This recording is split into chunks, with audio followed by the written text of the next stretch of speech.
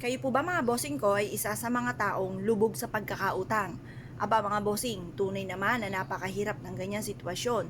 Napagdaanan ko na po yan mga bossing. At ako po mga bossing, lahat ng pwede pong idahilan ay dinadahilan ko. Ako po mga bossing ko ay araw-araw na umiiyak dahil hindi ko malaman kung paano ko mababayaran ang mga pagkakautang. Kaya ako po ay may phobia ng mga bossing ko na umutang. Ngayon pa mga bossing, ako po ay laging pinupuntahan. Kumbaga, wala na pong gustong humarap kasi parang nagsasawa na ng mga iba't ibang dahilan dahil pinupuntahan na po ako dito, doorbell ng doorbell, or kaya sinisigaw na dyan sa labas na magbayad na ako ng pagkakautang. Sobrang sakit. Napakahirap mga bossing ko ng ganyang sitwasyon. Kayo po ba'y nakaranas na ng ganyan? Asya, huwag nyo nang tangkain, huwag nyo nang naisin na makaranas pa kayo. At kung kayo po mga bossing ko ay napapansin po ninyo na masipag po kayo pero para lagi pa rin kayo minamalas, asya mga bossing, kailangan kayo po ay iwaksin nyo sa isipan nyo na kayo ay malas. Ang isipin po ninyo, kayo ay swerte. Walang malas. Puro swerte ang darating. Mababago na ang takbo ng aking pamumuhay. Ganun po ang inyo po mga pagwi-wish. Walang gamit na sana, direct to the point. Tapos, kayo po mga bossing ko, kailangan kapag kayo nagwi-wish, magmumula sa puso. At kapag po kayo ay nagwi-wish, kung ano yung binubukan ng bibig, ay tinatakbo rin ng diwa.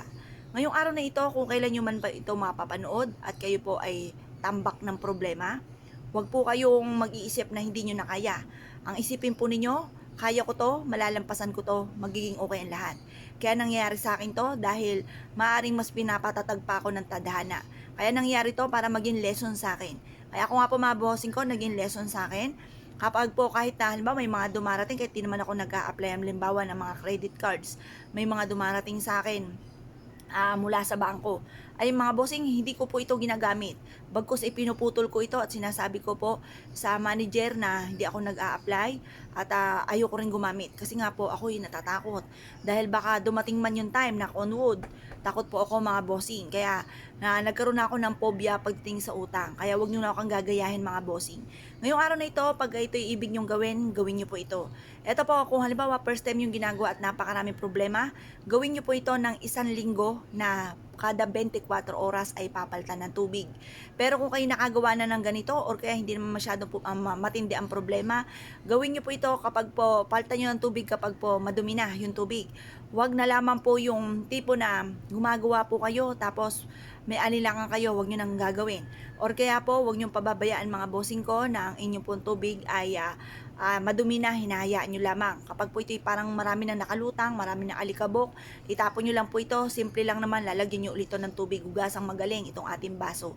At pagkatapos mag-wish po kayo, halimbawa ganito po, harap kayo sa may silangan ng mga 6:30 or kaya alas 7, sa pamamagitan ng sipag at tiyaga at double time sa pagkayod, makakabayad na ako sa aking mga pagkakautang at kailanman ay hindi na ako mangungutang pa.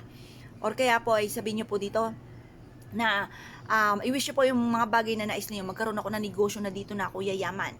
Magkaroon ako ng mga bagay na matagal ko nang pinapangarap. Magkaroon ako ng malaking bahay. Magkaroon ako ng kung ano po yung nais po ninyo na walang gamit na sana. Ganon yung mga pag-wish.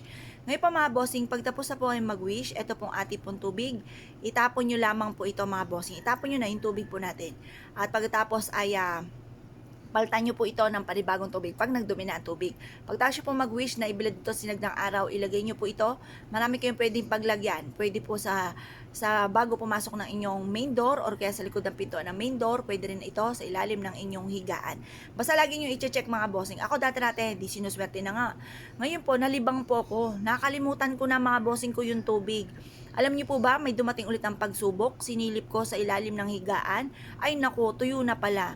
Kaya kailangan mga bossing ma-maintain ang kalinisan ng tubig at huwag niyong hayaan na matutuyo po ito. Kaya kung kayo pinaniwala at naisyo po itong gawin, ay siya mga bossing, good luck bossing niyo po lahat.